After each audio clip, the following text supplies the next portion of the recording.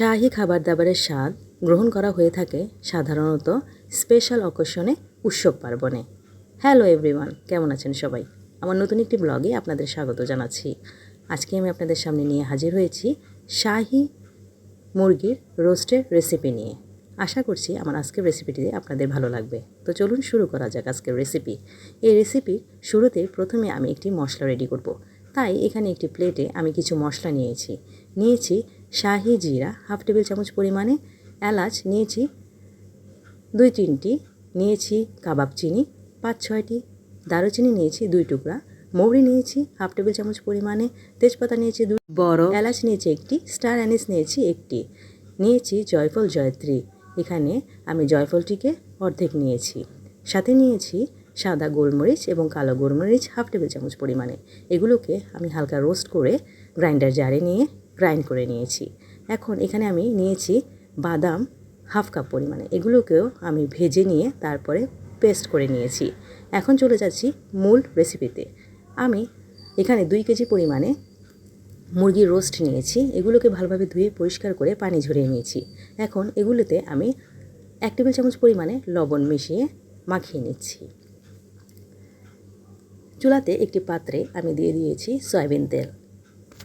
Half cup পরিমাণে soybean তেলের মধ্যে আমি এখন দিয়ে দিচ্ছি 1 কাপ পরিমাণে পেঁয়াজ কুচি।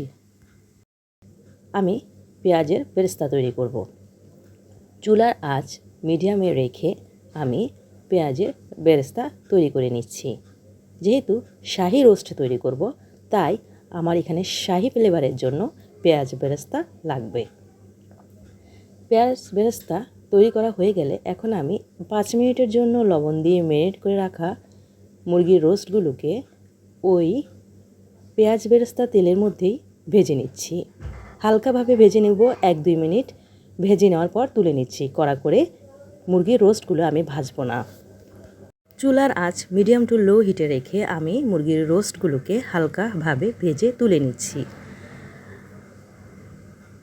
2-3 মিনিট ভেজে নেওয়া হয়ে গেলে এখন এগুলোকে আমি তুলে রেখে দিয়ে ওই তেলের মধ্যে দিয়ে দিচ্ছি আগে থেকে ভেজে তৈরি করে রাখা মশলাগুলো আমি পানি দিয়ে ব্লেন্ড করেছি, এই জন্য এখানে আমার হাফ কাপের মতো মশলা হয়েছে।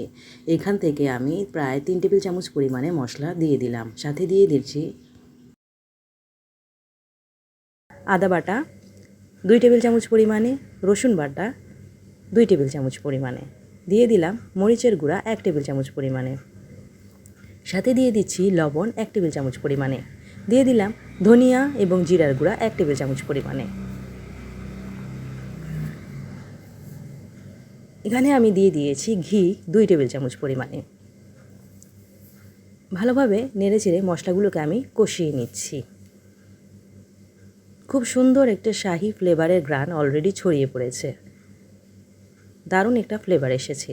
তার মধ্যে এখন আমি দিয়ে দিচ্ছি টমেটো সস 3 টেবিল চামচ পরিমাণে। সসটাকে আমি মশলার সাথে ভালোভাবে নেড়েচেড়ে কষিয়ে মিশিয়ে নিচ্ছি। এখন দিয়ে দিলাম পানি দিয়ে গ্রাইন্ড করে রাখা বাদাম বাটাগুলো। আমি এখানে সবগুলো বাদাম বাটা দিয়ে দিয়েছি এবং ভালোভাবে বাদাম বাটা দিয়ে ভুনে নিচ্ছি। মশলা কষানো হয়ে গেলে শেষে বাদাম বাটাগুলো দেওয়ার চেষ্টা করবেন। এতে করে রান্নার মেজারমেন্ট এবং টেস্টটা ভালো থাকবে।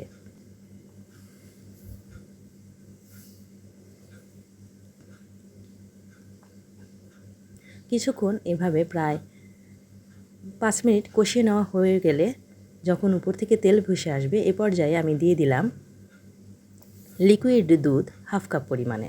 আপনারা চাইলে এখানে দুধের বদলে পানিও ইউজ করতে পারেন। নর্মাল পানি দিলেও এই রেসিপির টেস্ট কোনো অংশে খারাপ হবে না। এখন দিয়ে দিয়েছি আগে থেকে তৈরি করে রাখা পেঁয়াজ বেরেস্তাগুলো আমি হালকা হাতে ভেঙে তারপরে দিয়ে দিয়েছি। এখানে আমার প্রায় হাফ কাপের মতো পেঁয়াজ বেরেস্তা দিয়েছি। আবারও হালকা হাতে নেড়েচেড়ে নিয়েছি। উপর থেকে যখন মশলা কষে তেল ভেসে আসবে, এ পর্যায়ে দিয়ে দিলাম আমি আগে থেকে ভেজে রাখা রোস্টগুলো।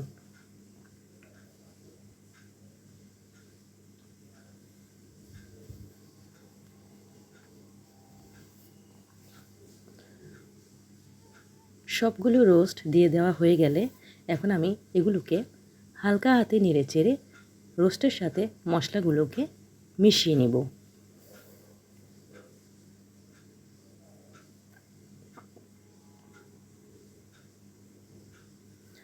রোস্টের সাথে মশলাগুলো ভালোভাবে মাখানো হয়ে গেলে আমি মিডিয়াম টু লো হিটে এগুলোকে রান্না করব প্রায় 5-10 মিনিটের মতো। উপর থেকে আমি নামানোর আগে কিছু পেঁয়াজ বেরেস্তা ছড়িয়ে দিয়েছি। যখন রোস্টগুলো প্রায় হয়ে আসবে, মাখা মাখা হয়ে মশলার সাথে কষে আসবে, এ পর্যায়ে উপর থেকে আমি 1 টেবিল চামচ পরিমাণে ঘি দিয়ে নামিয়ে নিয়েছি। ব্যাস তৈরি হয়ে গেল